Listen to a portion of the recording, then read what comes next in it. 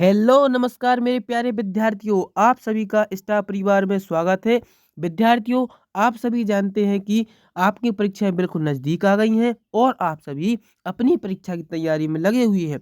तो हम आपके लिए लाए हैं विज्ञान के आईएमपी क्वेश्चन, विषय विज्ञान के आईएमपी क्वेश्चन जो आपको टॉपर बनने में मदद करेंगे। तो आज हम देखते हैं विज्ञान के आईएमपी क्वेश्चन। विद्यार्थियों, इस वीडियो के पहले हमने रसायन के आईएमपी देख लिए, रसायन विज्ञान से, फिर देख लिए हमने जीव विज्ञान से। अब बारी है हमारी भौतिक विज्ञान की। तो आज की इस वीडियो में हम देखेंगे भौतिक विज्ञान के सभी आईएमपी क्वेश्चन। चलिए तो वीडियो को एक बार लाइक और अपने अन्य दोस्तों तक शेयर कर दीजिए। अब देखते हैं, वीडियो को शुरू करते हैं। जैसे देखो, सबसे पहले भौतिक विज्ञान में आपको यहाँ से एक क्वेश्चन बनेगा परावर्तन और अपवर्तन से। तो सबसे पहले प्रकाश के परावर्तन की आपको परिभाषा याद कर लेनी है। क्या होती है प्रकाश के परावर्तन की परिभाषा? आप कहेंगे इस बार सर, उच्च कोटि की पॉलिश किया हुआ पृष्ठ जैसा कि दर्पण अपने पर पड़ने पर अधिकांश प्रकाश को परावर्तित कर देता है, वो क्या है? प्रकाश का परावर्तन। या फिर ऐसी भी बोल सकते हैं, जब कोई प्रकाश किरण किसी सतह से टकरा कर उसी माध्यम में वापस लौट जाए तो इस घटना को प्रकाश का परावर्तन कहते हैं। ठीक है, ये रहेगी आपकी सही परिभाषा। क्या हो जाएगी? एक बार फिर से बोलिए। जब कोई प्रकाश किरण किसी सतह से टकरा कर वापस उसी माध्यम में लौट जाए तो यह घटना क्या कहलाएगी? प्रकाश का परावर्तन। आप इस डायग्राम की सहायता से देख सकते हैं, यहाँ से एक प्रकाश की किरण आती है और इस सतह से टकराकर वापस उसी माध्यम में लौट रही है, तो यह घटना क्या है? परावर्तन किरण। यहाँ पर एक लिखा है आपतित किरण और ये क्या लिखा है? परावर्तित किरण। और बीच में क्या है? ये अभिलंब है। ठीक है, और यह अभिलंब और आपतित किरण के बीच में जो कोण बनता है उसको क्या कहते हैं? आपतन कोण। और अभिलंब जो परावर्तन कोण के बीच में बनता है उसको बोलते हैं परावर्तन कोण। बिल्कुल सही। अब दोस्तों, प्रश्न में पूछा जाएगा, 2 नंबर से क्वेश्चन बनेगा कि प्रकाश के परावर्तन के नियम लिखिए। क्या आएगा? परावर्तन के नियम लिखिए। तो वो कौन से हो जाएंगे? पहला नियम क्या है? पहला नियम है आपतन कोण परावर्तन कोण के बराबर होता है। क्या है? आपतन कोण परावर्तन कोण के बराबर होता है। दूसरा क्या है? दूसरा है आपतित किरण दर्पण के आपतन बिंदु पर अभिलंब तथा परावर्तित किरण सभी एक ही तल में होते हैं। नहीं हो रहा याद? देखिए, ये क्या लिखा है? आपतित किरण, और ये क्या लिखा है? परावर्तित किरण, और ये क्या लिखा है? अभिलंब। ठीक है, तो तीनों एक ही तल में, मतलब जैसे अपना ये क्या है? अपना ये हो गया अपना कोई भी सतह है, तो इसके नीचे वाला जैसे ऊपर दूसरा सतह है, नीचे है दूसरा माध्यम, तो क्या हो जाएगा? एक ही माध्यम में है कि नहीं? तो यही प्रश्न में लिखा है।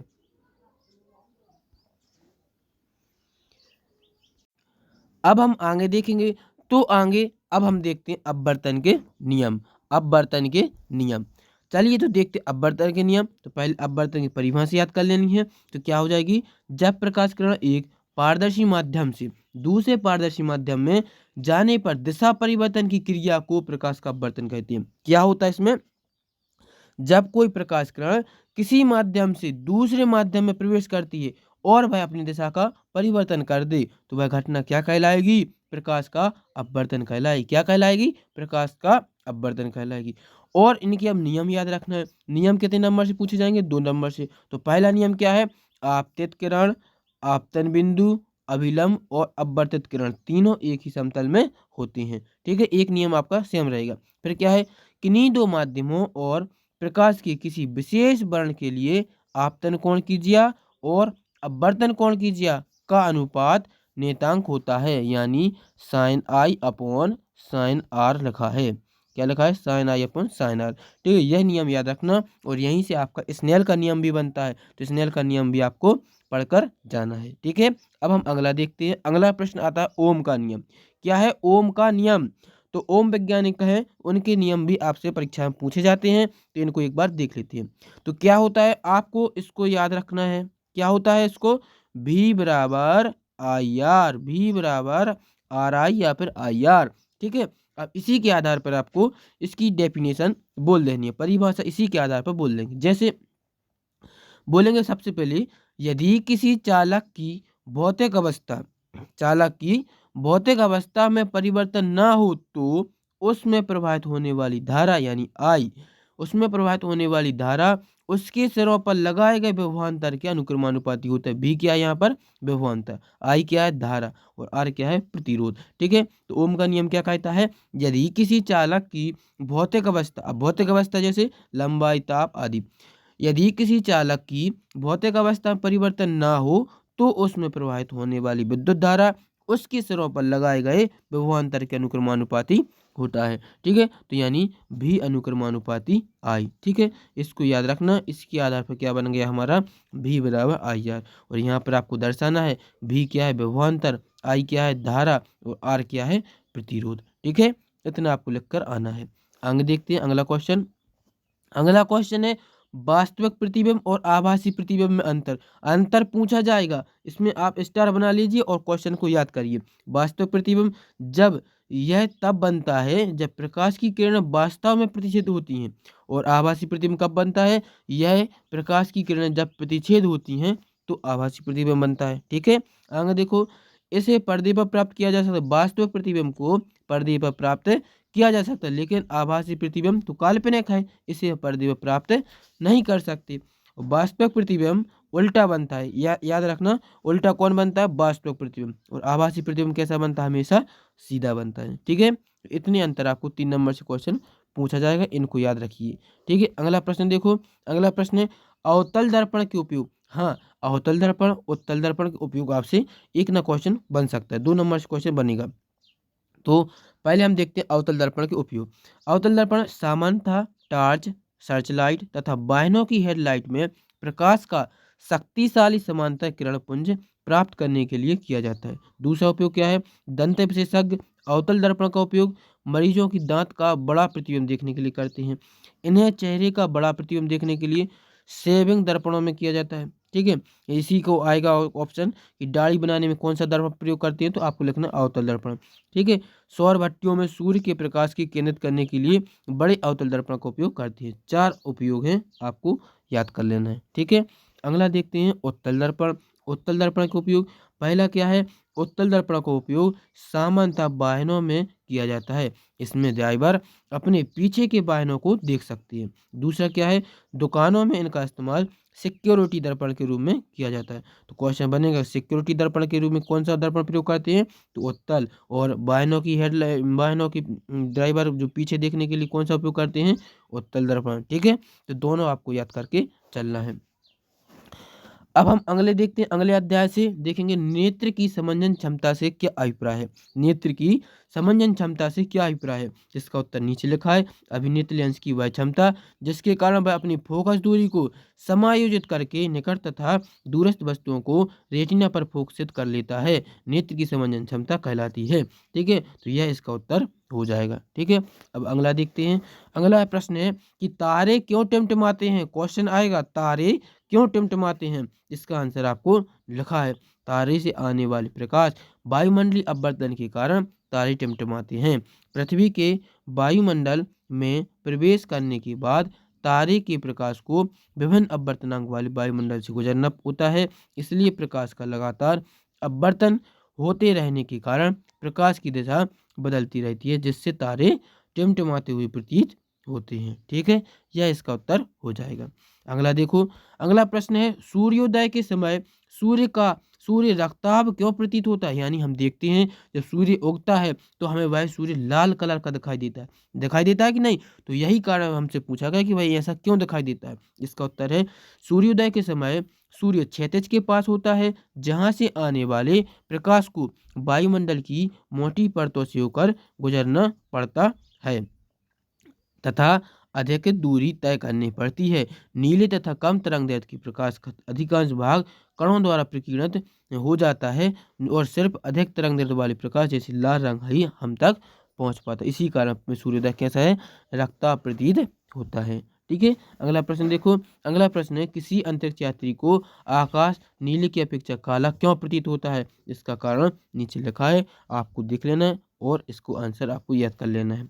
आगे देखो, अगला प्रश्न है किसी चालक का प्रतिरोध किन कारकों पर निर्भर करता है? तो चालक का प्रतिरोध 4 चीजों पर निर्भर करता है। नंबर 1 चालक की तार की लंबाई, दूसरा क्या है? अनुप्रस्थ कांच का क्षेत्रफल, और तीसरा है पदार्थ की प्रकृति, चौथा है तापमान। अब ठीक है, अब इसका क्या होता है प्रतिरोध, क्या हो जाएगा, R A upon A, R A, ठीक है, ये कि इसका सूत्र होता है R A L upon R L A upon, देखिए तो सबसे पहले क्या है, तार की लंबाई, जैसे चालक तार का प्रतिरोध तार की लंबाई के अनुक्रमानुपाती होता है, और चालक अनुप्रस्थ काट का क्षेत्रफल, अनुप्रस्थ का क्षेत्र व्युत्क्रमानुपात है एल की अपॉन और नीचे आएगा ए। ठीक है, पदार्थ की प्रकृति के लिए न्यूक्रम तार प्रतिरोध कॉपर तार से लगभग 60 गुना अधिक है। तापमान शुद्ध धातुओं का प्रतिरोध ताप बढ़ाने पर बढ़ता है तथा ताप कम करने पर कम होता है। ठीक है, टेम्परेचर, ठीक है, टेम्परेचर पर ताप बढ़ाने पर बढ़ता है, और यह हो जाएगा आपका, इस तरह से एक फॉर्मूला होता है, आपको याद रखना, इसी के आधार पर 3-4 पॉइंट आप याद कर सकते हैं। अगला देखो, अगला प्रश्न क्या है, चुंबक के निकट लाने पर दिक् सूचक की सुई विक्षेपित क्यों हो जाती है, इसका आंसर आपको बताना है। चुंबक जैसे हम देखते हैं, जब दो चुंबक को पास पास लाते हैं तो वो कैसी होती हैं, दूर विक्षेपित होने लगती हैं। तो ऐसा क्यों होता है, देखो हम जानते हैं कि दिक् सूचक की सुई एक छोटे छड़ चुंबक की तरह है जिसमें उत्तर और दक्षिण ध्रुव होते हैं, इसलिए दिक् सूचक की सुई चुंबक के निकट लाने पर आकर्षण या प्रतिकर्षण के कारण विक्षेपित हो जाती है, क्योंकि समान ध्रुवों के बीच में प्रतिकर्षण और विपरीत ध्रुवों के बीच आकर्षण बल लगता है। ठीक है, आगे देखो अगला प्रश्न, हाँ ए मोस्ट आईएमपी क्वेश्चन है, फ्लेमिंग का बाम हस्त नियम, फ्लेमिंग के बाएं हाथ का नियम परीक्षा में पूछा जाने वाला क्वेश्चन है। फ्लेमिंग का बाम हस्त नियम, इस नियम के अनुसार अपने बाएं हाथ की तर्जनी, बाएं हाथ की तर्जनी इसको बोलते हैं तर्जनी, मध्यमा बीच वाली अंगुली को बोलेंगे मध्यमा, और अंगूठे को इस प्रकार फैलाएं कि तीनों एक दूसरे के लंबवत हो। लंबवत मतलब तीनों अंगुलियों के बीच में 90 अंश का कोण बने। यदि तर्जनी चुंबकीय क्षेत्र की, अब जो तर्जनी है यह किसको बताए, चुंबकीय क्षेत्र को, और मध्यमा चालक में प्रवाहित विद्युत धारा, ये मध्यमा है जो किसको प्रभावित बताए, विद्युत धारा को, विद्युत धारा प्रभावित दिशा प्रदर्शित करे तो अंगूठा चालक की गति, अब अंगूठा है जो यह किसको बताएगा, चालक की गति, यानी किस तरह से किस दिशा में भाई गति कर रहा है, माने करंट फ्लो होगा, चालक की गति की दिशा को बताए अथवा चालक पर आरोपित बल की दिशा को संकेत करेगा। तो ये क्या है, फ्लेमिंग का बाएं हाथ का नियम है। ठीक है, तो इसको आपको अच्छे से देख लेना है। आया बात समझ में।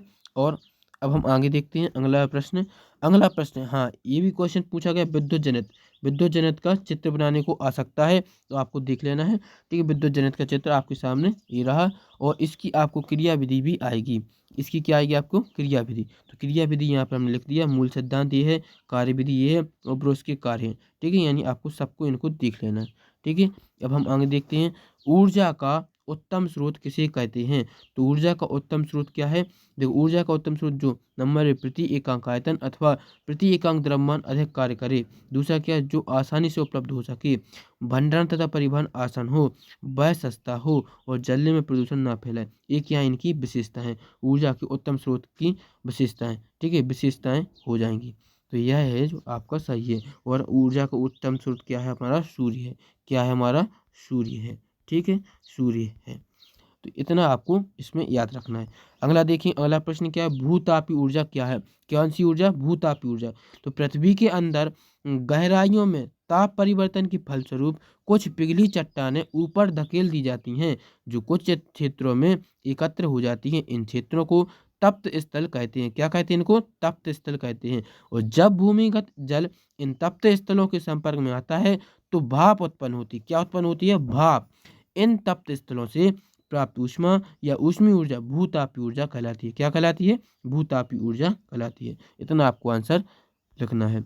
अगला देखो, हाँ अगला है जीवाश्म ईंधन और सौर ऊर्जा में अंतर। अंतर है जो आएगा, जीवाश्म ईंधन और सौर ऊर्जा में अंतर। जीवाश्म ईंधन ये ऊर्जा की अनवीकरणीय स्रोत है, और सौर ऊर्जा है जो नवीकरणीय स्रोत है। जीवाश्म ईंधन इससे प्रदूषण फैलता है, जबकि सौर ऊर्जा से कोई प्रदूषण नहीं होता है। और जीवाश्म ईंधन में ग्लोबल वार्मिंग बढ़ती है, जबकि सौर ऊर्जा से पर्यावरण को किसी प्रकार की क्षति नहीं होती।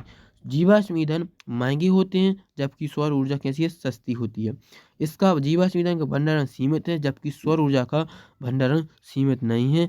यह चिरस्थायी है, अक्षय है, यानी इसको हम कभी भी खत्म नहीं कर सकते। यह इतने आपके अंतर हैं, आपको इनको याद करके रखना है। 4 नंबर से क्वेश्चन पूछा जाएगा।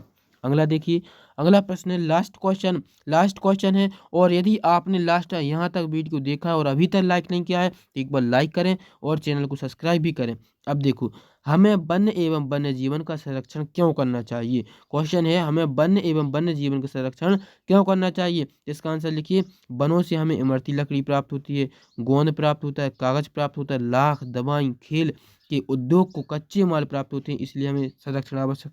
दूसरा दूसरा क्या है? दूसरा कि वन मृदा अपरदन तथा बाढ़ को रोकने में सहायक होते हैं। अगला क्या है? जल चक्र बनाने रखने तथा वर्षा कराने में वन की भूमिका महत्वपूर्ण होती है। अगला अगला लाभ क्या है?